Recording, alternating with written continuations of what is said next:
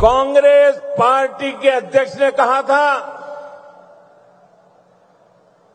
कि मोदी नाचने गाने वालों को भारत रत्न दे रहा है, मुझे कितने ही गालियां दे, मैं तो भगवान शिव का भक्त हूं, सारा जहर निगल देता। कि नामदार जब कामदार की पिटाई करते हैं और दर्द के कारण अगर कामदार के मुंह से दर्द की आवाज निकल जाए तो उस पर ज्यादा जुल्म करते हैं कि तुम्हें रोने का भी अधिकार नहीं है, तुम नामदार के सामने कामदार होकर के कैसे रो सकते हो। ऑपरेशन सिंदूर के बाद कल मेरा पहली बार आसाम आना हुआ है। मां कामाख्या के आशीर्वाद से ऑपरेशन सिंदूर को जबरदस्त सफलता मिली। इसलिए आज मां कामाख्या की इस धरती पर आकर एक अलग ही पुण्य अनुभव हो रहा है और ये भी सोचने में सुहागा है कि इस क्षेत्र में आज जन्माष्टमी मनाई जा रही है, तो आप सबके बीच जन्माष्टमी के पावन पर्व पर आप सबको भी बहुत बहुत शुभकामनाएं देता हूं। और लाल किले से मैंने कहा था, चक्रधारी मोहन को याद किया था, श्री कृष्ण को याद किया था और मैंने भविष्य की सुरक्षा नीति में एक सुदर्शन चक्र की कल्पना को लोगों के सामने रखा है। साथियों, हमारा ये मंगलदोई तो वो स्थान है जहां संस्कृति की त्रिवेणी, इतिहास के गौरव और भविष्य की आशा, सबका संगम एक साथ होता है। ये क्षेत्र असम की पहचान का भी केंद्र बिंदु है। प्रेरणा और पराक्रम से भरी इस भूमि पर आप सभी जनता जनार्दन के दर्शन करने का सौभाग्य पाकर मैं धन्य हूं। भाइयों और बहनों, कुछ दिन पहले ही हमने भारत रत्न सुधा कंठो भूपेन हजारी जी का जन्म दिवस मनाया है। कल उनके सम्मान में हुए एक बहुत बड़े कार्यक्रम का हिस्सा बनने का अवसर मुझे मिला। असम की ऐसी महान संतानों ने, हमारे पूर्वजों ने जो सपना देखा था, आज बीजेपी की डबल इंजन सरकार उसको पूरी ईमानदारी से पूरा करने में जुटी है। भाइयों बहनों, कल जब मैं भूपेन दा की जन्म शताब्दी दिवस के कार्यक्रम में था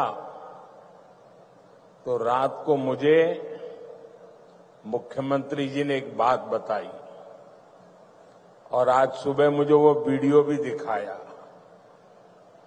ये देख करके मुझे बहुत गहरी चोट पहुंची।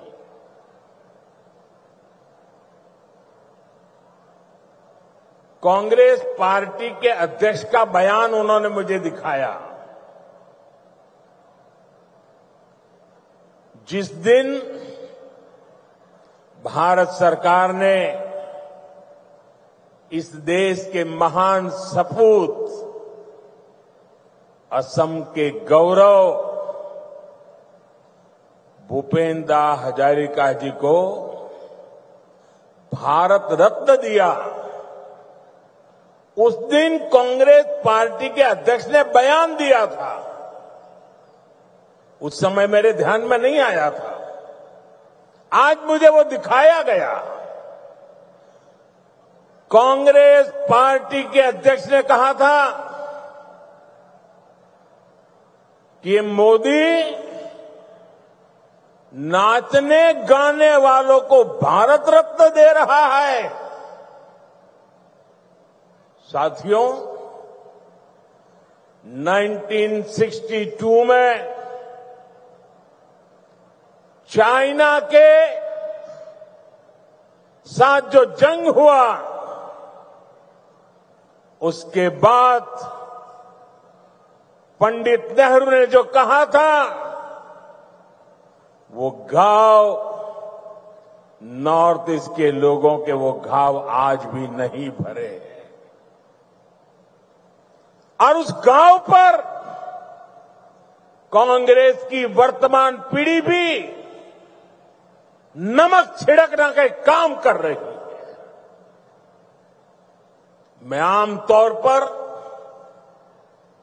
मुझे कितने ही गालियां दे,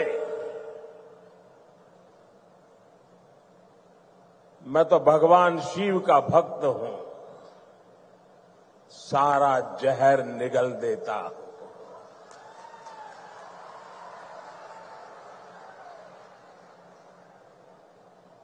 लेकिन बेशर्मी के साथ जब किसी और का अपमान होता है तो मुझसे रहा नहीं जाता है। आप मुझे बताइए, भूपेंद्र को भारत रत्न देने का मेरा निर्णय सही है कि नहीं है? पूरी ताकत से बताइए, सही है कि नहीं है? भूपेंद्र को भारत रत्न दिया, उसका कांग्रेस ने मखौल उड़ाया, वो गलत किया कि नहीं किया? असम के बेटे का, भारत के सपूत का कांग्रेस ऐसे अपमान करती है, बहुत दर्द होता है। साथियों, मैं जानता हूं इनकी पूरी इकोसिस्टम आज टूट पड़ेगी मुझ पर कि मोदी फिर से रोने लगा। मेरे लिए तो जनता जनार्दन ही मेरा भगवान है, और मेरे भगवान के पास जाकर के मेरे आत्मा की आवाज वहां नहीं निकलेगी तो कहां निकलेगी? यही मेरे मालिक है, यही मेरे पूजनीय है, यही मेरा रिमोट कंट्रोल है। मेरा और कोई रिमोट कंट्रोल नहीं है, 140 करोड़ देशवासी मेरा रिमोट कंट्रोल है। और इनका तो अहंकार इतना है कि नामदार जब कामदार की पिटाई करते हैं और दर्द के कारण अगर कामदार के मुंह से दर्द की आवाज निकल जाए तो उस पर ज्यादा जुल्म करते हैं कि तुम्हें रोने का भी अधिकार नहीं है, तुम नामदार के सामने कामदार होकर के कैसे रो सकते हो? ऐसा अहंकार सार्वजनिक जीवन में शोभा नहीं देता है। असम के लोगों ने, देश के लोगों ने, संगीत प्रेमी लोगों ने, कला प्रेमी लोगों ने भारत की आत्मा के लिए जी जान लगाने वाले लोगों ने कांग्रेस से जवाब मांगना चाहिए कि आपने भूपेंद्र का अपमान क्यों किया। भाइयों बहनों, असम की सांस्कृतिक विरासत का सम्मान, संरक्षण और असम का तेज विकास, ये डबल इंजन सरकार की प्राथमिकता रही है।